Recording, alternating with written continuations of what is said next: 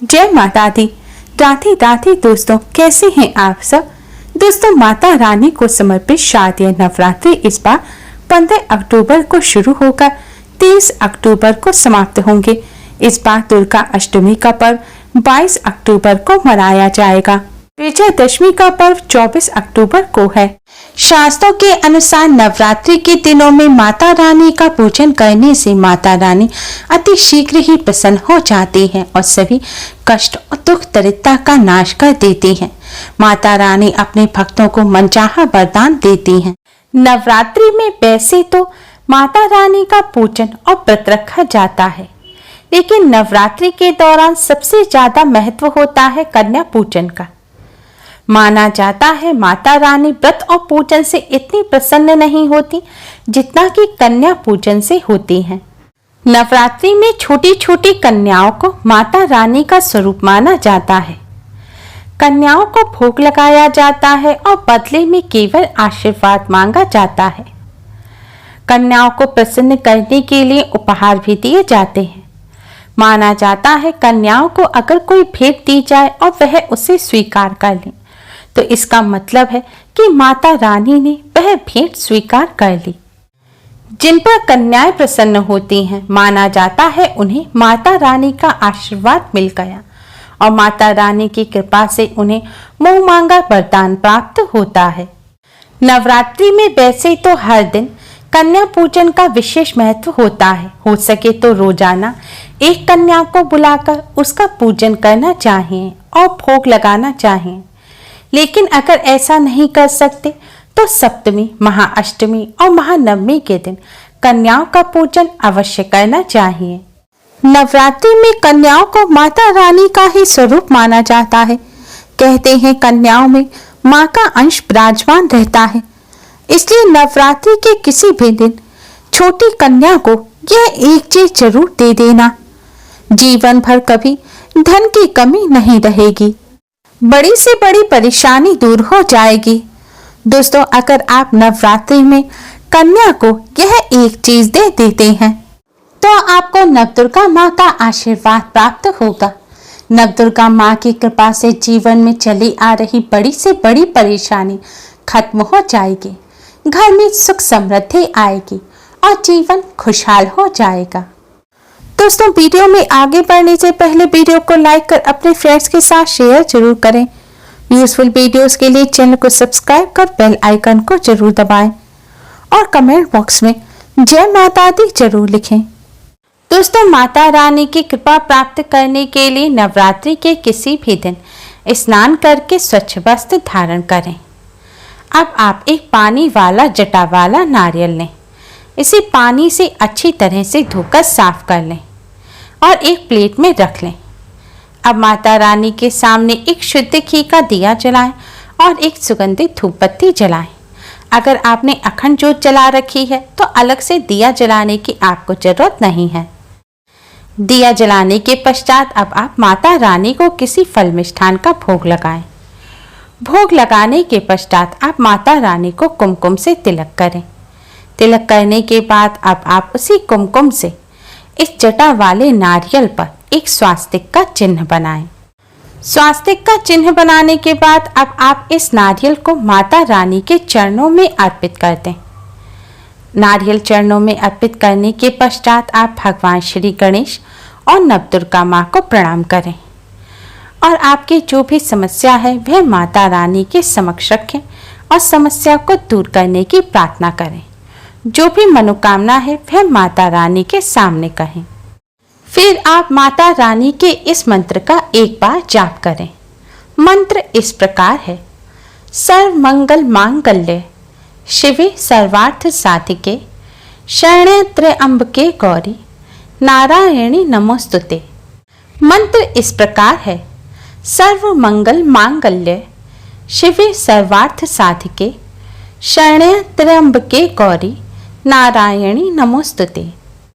इस मंत्र का अर्थ है, नारायणी तुम सब प्रकार का मंगल प्रदान करने वाली मंगलमयी हो, कल्याणदायिनी शिवा हो, सब पुरुषार्थों को सिद्ध करने वाली हो, शरणागत वत्सला तीन नेत्रों वाली एवं गौरी हो।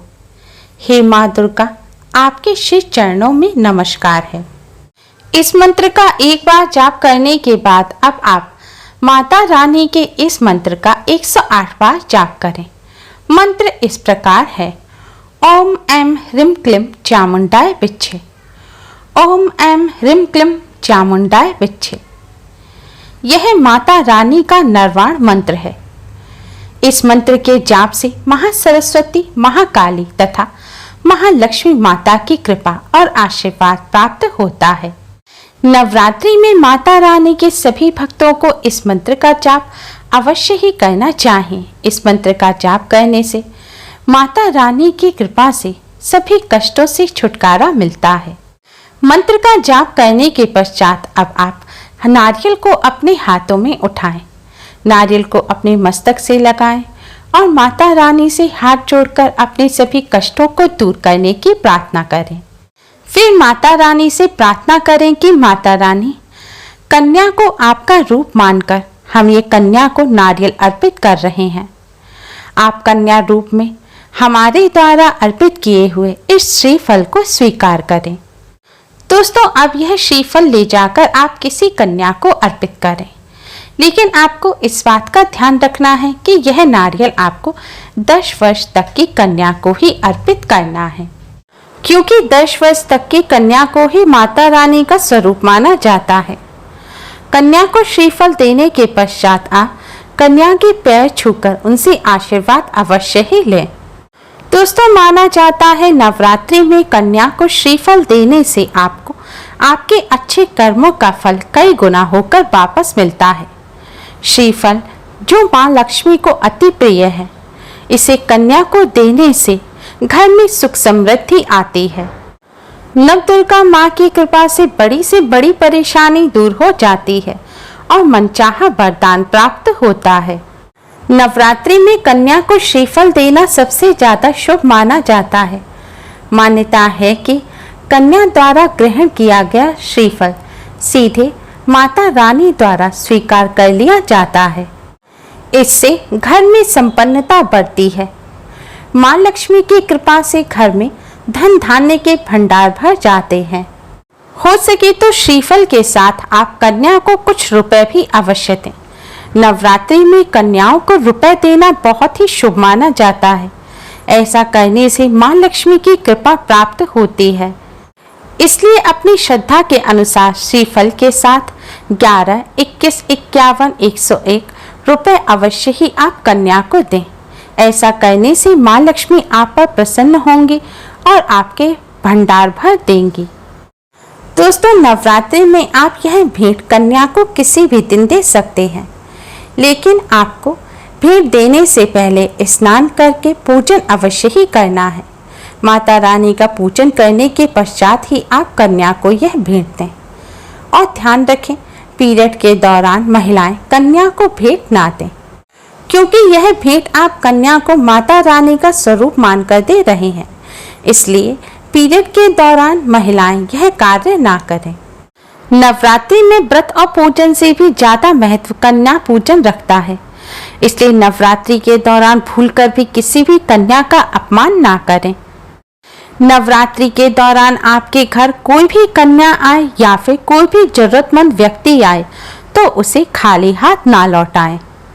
नवरात्रि में माता रानी के भक्तों को काले रंग के कपड़े नहीं पहनने चाहिए, क्योंकि नवरात्रि शुभ समय होता है और काले रंग के कपड़े अशुभ माने जाते हैं। नवरात्रि के दौरान प्याज, लहसुन, मीट, अंडे का सेवन नहीं करना चाहिए। इस दौरान सात्विक भोजन करना चाहिए। नवरात्रि में पति पत्नी को संयम बनाकर रहना चाहिए। इस दौरान ब्रह्मचर्य का पालन करना बहुत जरूरी है। जो लोग नवरात्रि के दौरान अखंड ज्योत जलाते हैं या घट की स्थापना करते हैं, उन्हें घर खाली छोड़कर नहीं जाना चाहिए। यानी कि घर का कोई ना कोई सदस्य घर में हर वक्त अवश्य ही रहना चाहिए। घर पर ताला भूलकर भी ना लगाएं। नवरात्रि में दाढ़ी, मूछ या बाल नहीं काटने चाहिए। नाखून भी नहीं काटने चाहिए। दाढ़ी, मूछ, बाल काटना अशुभ माना जाता है और नवरात्रि के दौरान कोई भी अशुभ कार्य नहीं करना चाहिए। नवरात्रि में माता रानी अपने भक्तों के घर में वास करती हैं, इसलिए नवरात्रि के दौरान अधिक से अधिक मां का पूजन करें। उम्मीद है आपको हमारी ये वीडियो पसंद आई होगी। प्लीज लाइक करें, हमारी इस वीडियो को अपने फ्रेंड्स और रिश्तेदारों में ज़्यादा से ज़्यादा शेयर करें, जिससे वह भी इसका लाभ उठा सकें। हमारी और भी वीडियोस के लिए हमारे चैनल को सब्सक्राइब करना ना भूलें। Thanks for watching. Radhe Radhe, जय माता दी।